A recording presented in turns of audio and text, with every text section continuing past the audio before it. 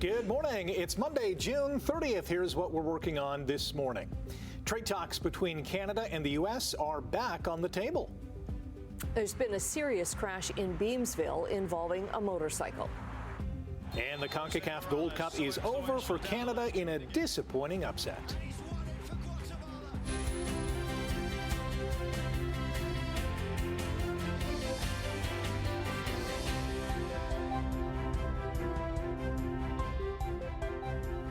How is it already Monday again? Yes. Where did the weekend go? We are coming off a weekend of really good sports news, especially for Hamilton. Yes, absolutely. Ticats win. Matthew Schaefer drafted first overall. Forge FC battling back for a tie.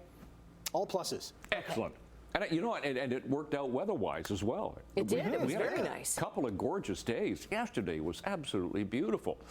As we get into Monday, and of course Canada Day tomorrow, a little bit of a change on the way, but it's a very small change. Late this afternoon, there is a chance of a shower or a thunderstorm, and then early tomorrow morning, a chance of a shower for all the Canada Day celebrations, and then we should have the sunshine for later on. But today, what we're looking at now is fairly sunny conditions to start the day, and then there's that chance of a shower or thunderstorm a little later on. Temperature at the moment sitting at 18. We're going to climb to a warm 29 degrees today, so warm. That degree better than yesterday, but still a humidex in the mid-30s, about 36 degrees. But yeah, look out for a shower or thunderstorm a little later on. All right, we'll talk about that in detail. Checking traffic, going to be very light volume this morning. As you can see, 403 Waterdown Road, no problems right there. If I looked at all our MTO traffic cameras just a little while ago, and there's not a lot happening. Nikola Tesla Boulevard, Toronto-bound lanes coming towards us, so that looks pretty good. We'll flip ahead to the top of the Burlington Skyway. As you can see, it's pretty light already here this morning, and will probably continue to be fairly light throughout the day today. But we'll talk about that. Anything can happen, and we'll keep you posted. Weather and traffic coming up right now, the news. Thank you, Brian. Canada is canceling its digital services tax just hours before the first payment was to begin this morning. This means trade negotiations will resume with the United States. Simone Gavros joins us live from Hamilton's waterfront with all the details. Good morning, Simone. Good morning, Rick. The announcement came after a phone call between Prime Minister Mark Carney and U.S. President Donald Trump. Trump abruptly called off trade talks between the two countries on Friday because of this tax. But now that it's been canceled, those trade negotiations have resumed with the goal of reaching a deal by mid-July. Now, this was posted yesterday. This update just came out last night, and this is on a post from Finance Minister Francois-Philippe Champagne. He posted on X saying, quote, "Rescinding the DST will allow the negotiations to make vital progress and reinforce our work to create jobs and build prosperity for all Canadians." The levy was announced back in 2020 as a way to collect taxes on big tech companies operating in Canada and making money off Canadian users, but not paying taxes in the country. This means that companies like Amazon, Google, Meta, and Uber would have had to pay a 3% tax. But now the companies collectively are off the hook for about $2 billion US. The federal government estimated this would have brought in $7.2 billion over 5 years. So we're going to be watching this story very closely this morning, but I've reached out to a tech analyst today for more about this digital services tax and what this means for Canadians now. For now, things back over to you, Annette. Okay, thanks very much, Simone. Niagara Police this morning investigating a serious crash in Beamsville involving a motorcycle. It happened just after 8 o'clock last night at North Service and Bartlett Roads. Now, a person at the scene told CHCH News that it was a fatal head-on crash between a vehicle and the bike. That has not been confirmed. Roads in the area reopened just after 2:30 this morning. We're waiting to hear back from Niagara Regional Police and the OPP on this. OPP expect a road closure just north of Hagersville to continue this morning. Mississauga Road between Highway 8 and Ojibway Roads was shut down for a crash just after 7 last night. Haldeman OPP say a person on a motorcycle was taken to hospital with life-threatening injuries. They're asking drivers to avoid the area and follow detours. A pedestrian has been taken to hospital with serious life-threatening injuries after being hit by a vehicle in Hamilton. Happened just after 6 last night near Barton East and Balsam Street. Police say a 32-year-old man allegedly was pushed onto the street and then hit by a vehicle, but they don't have evidence to support that. The driver stayed on scene. The pedestrian's condition has now been downgraded from critical to stable. Anyone in the area with surveillance footage is asked to renew it and call Hamilton Police with any information. Hamilton investigators are changing their approach in their search for a missing Dundas man. 62-year-old John Edwards left St. Joseph's Villa in Dundas nearly 3 weeks ago on June 11th. His last confirmed sighting was around 4 that afternoon as he walked across a gas station parking lot in Flamborough. Police have spent days searching through dense brush, high grass, and bog-like areas on foot, horseback, in ATVs, and with the canine unit. They've also used aerial support with a helicopter, all with no sign of Edwards. Hamilton police now say they've made the difficult decision to end their ground search, but will investigate all and any tips. Dozens of people joined a volunteer search this weekend for a Grimsby man. 72-year-old Wolfgang Glazer was last seen at Gateway Niagara a week ago Saturday, driving his silver Mazda 5. Glazer had just left Teddy's Sports Bar in Grimsby, where he was a regular for years. This past Saturday, the bar was packed with volunteers for a grid search of the Grimsby, Stony Creek, and Beamsville areas. There is a Facebook page dedicated to the search for Glazer, and Niagara police are also investigating his disappearance. Hamilton's Red Hill Valley Parkway is expected to be closed July 6 for a survey of the roadway. City officials say the road will be closed in both directions between Mud Street and King Street for 12 hours starting at midnight on July 6. The City of Hamilton says the closure is needed in order for crews to complete a detailed topographic survey that's part of a design study. The Red Hill Parkway is expected to be reopened by noon that day. Downton Abbey fans, mark your calendars. Something big is happening this September at the Royal Botanical Gardens. On September 12th, the very day that Downton Abbey, the grand finale, is released in theaters, a special floral tribute to the films in the series will open at the RBG. It's one of only 2 Canadian stops on a global tour.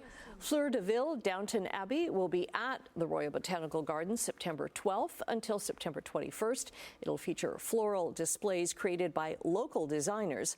Time-ticketed spots are now available to book online. Time for Sportsline. Canada crashing out at the CONCACAF Gold Cup. Jose Morales, so influential down the left during the game. And he's won it for Guatemala. Canada's long wait for a Gold Cup trophy will continue as they fall on penalties in the quarterfinal. Less than a year away from co-hosting the World Cup, the Canadians were bounced from the Continental Tournament by Guatemala 6-5 on penalties. Jonathan David opened the scoring from the penalty spot for the Canadians in the 30th minute. But Jacob Schaffelberg collected his second yellow card 20 minutes later, and 10-man Canada conceded the equalizer in the 69th minute. The U.S. topped Costa Rica 4-3 on penalties and joined Mexico and Honduras in the semifinals on Wednesday. The Argos are finally off the schneid. Final play of the first half, they finally got some points with a 50-yarder. That's blocked. Hands up. Knocked away. It rolls into the end zone, and Sluka has it. But instead of 3, it's looking like this will be 1 as Sluka keeps running around. No, looking to get out. Sluka, has he had enough running for one day? 105 for a touchdown on a fumble return, and this time on a blocked field goal, the length of the field again.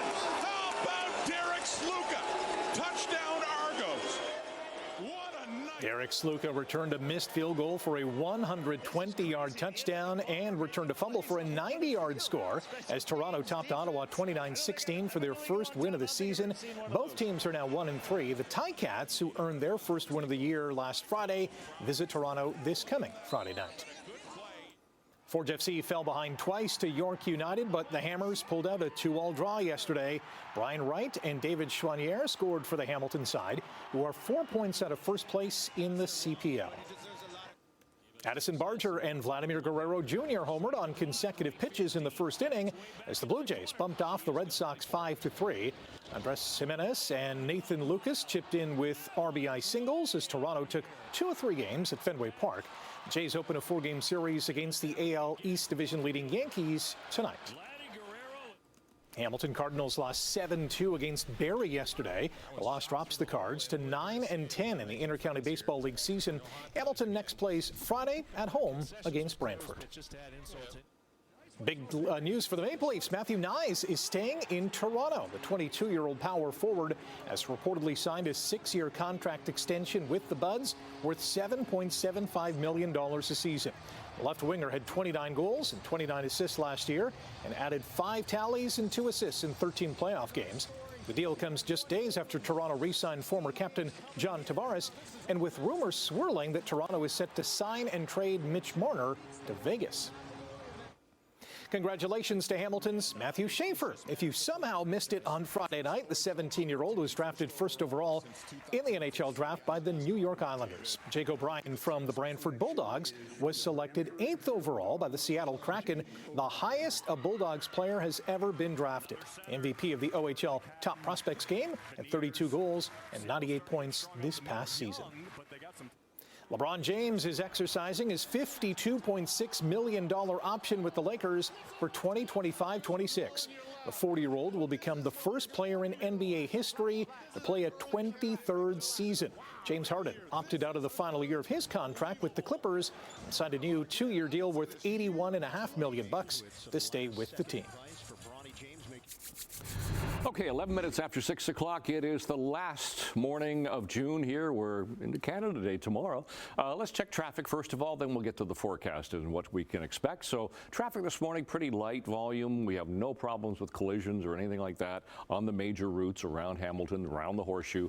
That's the 403 and Waterdown Road, all moving nicely right there. MTO traffic cameras. How about St. Catharines first of all? Well, out between Niagara Falls and St. Catharines at Mountain Road. That looks good. Same Nikola Tesla Boulevard, Toronto bound towards us. Now, here's the 403 junction. So you're coming out of Hamilton, heading away from us toward Brant Street. All looking fine there. Same with east of Royal Windsor Drive, all the way through Etobicoke Creek. You can see how light the volume is. And we have the sunshine to start our morning here. So let's check the temperature that we have.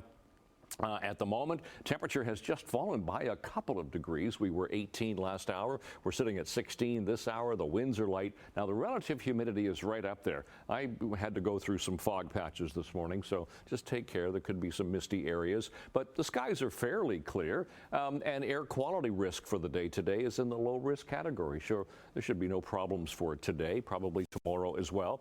Here's what we're expecting. This is our future cat. This is what we're looking at later today. Chance of a shower. Chance of a thunderstorm even overnight and early tomorrow, and then it will start to clear nicely as we get further into Canada Day. So it will improve. What we have is this low pressure system crossing the Great Lakes. Yeah, that's what bubbles up the instability. That gives us that shower thunderstorm scenario for later today, tonight, early part of the day tomorrow, and then skies are going to clear quite nicely. We'll get more sunshine for the afternoon tomorrow and into Wednesday.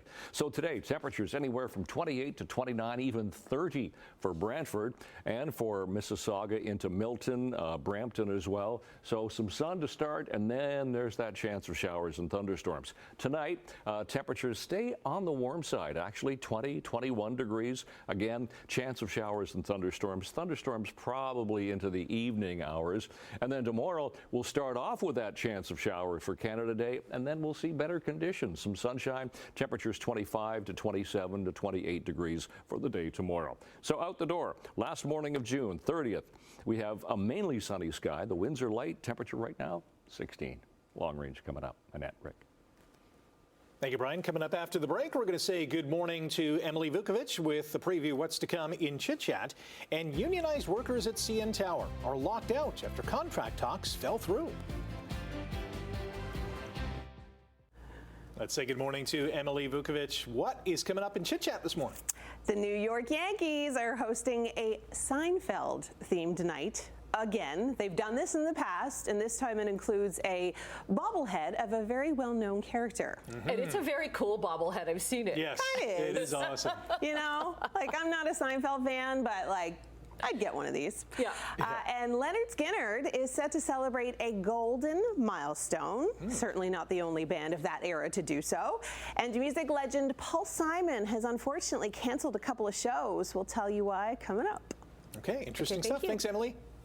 Let's look at business news this morning. The Canadian dollar is up 3 basis points to 73.13 cents U.S. Gold is $12.70 an ounce higher, and crude is up 4 cents to $65.56 U.S. a barrel. In midday European trading, markets are down in London, Frankfurt, and Paris. In Asia, markets were up today in Tokyo, down in Hong Kong, up just a little bit in Shanghai.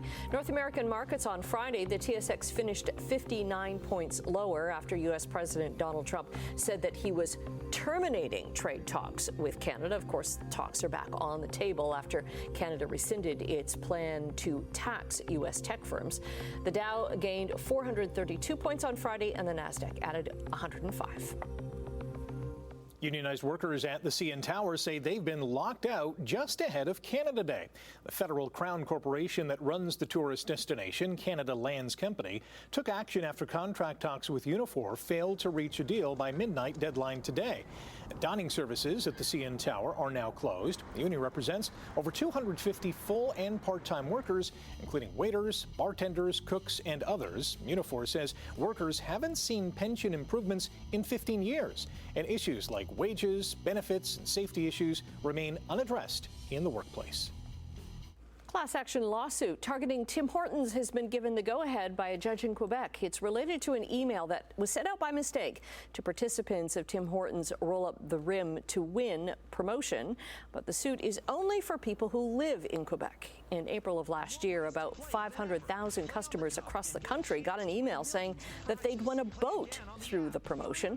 A spokesperson for Tim Hortons says the company apologized last year to customers who got the email and declined to comment further because the case is currently before the courts. The judge ruled last week that the class action can move forward in Quebec because the case hinges on that province's consumer protection laws. The case has yet to be heard on its merits.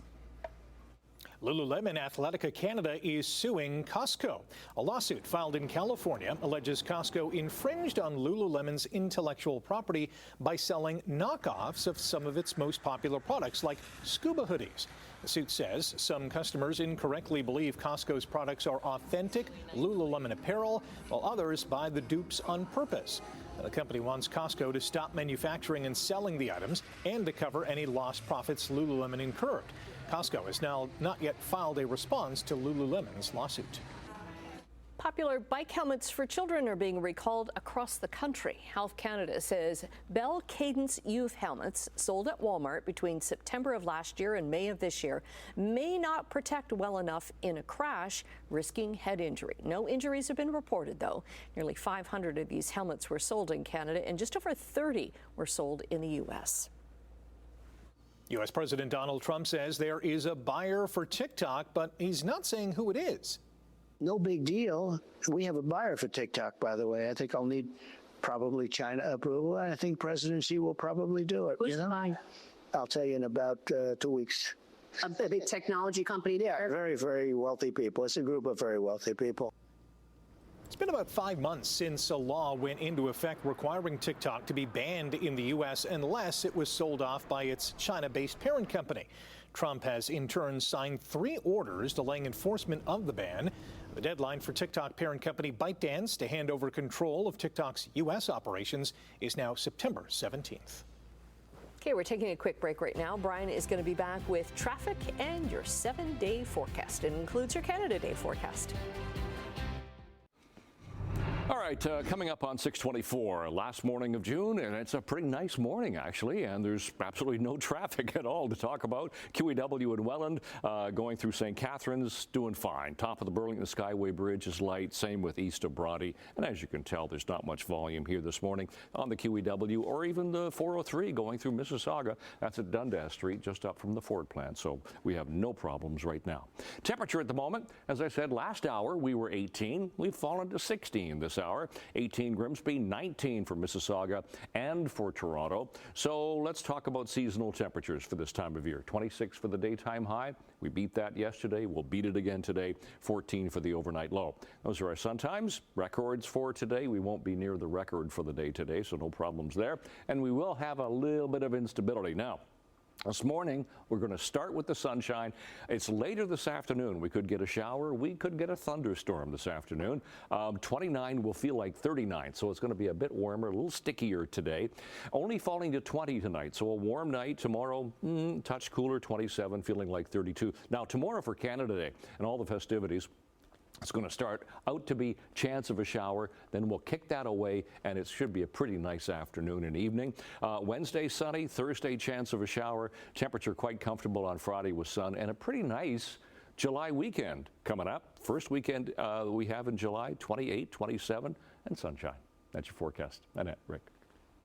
Thanks, Brian. A couple of weeks ago, we told you about an auction featuring items from the late Princess Diana's wardrobe, and some of those pieces have now sold. And that includes the floral dress that she wore to visit children in hospitals. It was called the caring dress. It went for over just over $700,000 Canadian. Dozens of other items were sold, including a ski suit and a Dior handbag that was given to Diana by Frances, First Lady at the time. It went for nearly $450,000 Canadian. The auction house Julien's described the sale in Beverly Hills as the largest collection of Princess Diana's fashions. So how many items did you buy? I bought none. A little out of your price range. I still can't figure out where most of the proceeds for this went, because there are many of her clothing items that still belong to the royal family. Right. Let's just say you did have the money and you did purchase, say, this caring dress. Would you wear it? Or just keep it on the mannequin? She's so much taller. She was so much taller than I am. So, yeah, it wouldn't fit, and much, much thinner. Stay with us. More to come after the break. Good morning. They're pretty, though. Yeah, get it, and then...